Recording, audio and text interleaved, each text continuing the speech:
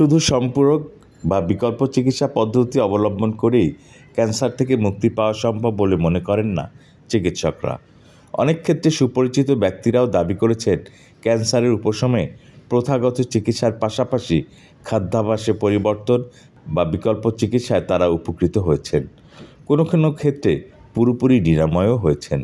তবে ক্যান্সারের চিকিৎসা দেয় এমন অনেক দাতব্য সংস্থা বলছে কোনো থেরাপি বা বিকল্প উপায়ে ক্যান্সার চিকিৎসার মেডিকেল প্রমাণ তাদের কাছে নেই।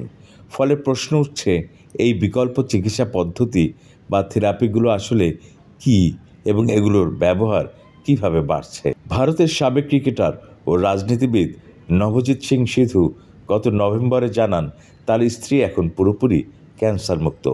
নিত্যদিনের খাবারে লেবু পানি, কাঁচা হলুদ, অ্যাপেল সিডার ভিনেগার, নিম পাতা, তুলসী, মিষ্টি কুমড়া, ডালিম, আমলকি, বিটরুটি ও আখরোটের মতো উপাদান রেখেছিলেন তিনি তাদের খাবারে। সিধুর ভিডিও ভাইরাল হওয়ার পর ভারতের 2 শতাধিক ক্যান্সার রোগ বিশেষজ্ঞ এক যৌথ বিবৃতি দেন। এতে তারা দাবি করেন চিকিৎসার ক্ষেত্রে এই ধরনের প্রাকৃতিক উপাদানগুলোর প্রভাব নিয়ে গবেষণা চলছে, তবে এগুলোর ব্যবহার সমর্থন করার মতো প্রমাণ তাদের হাতে নেই।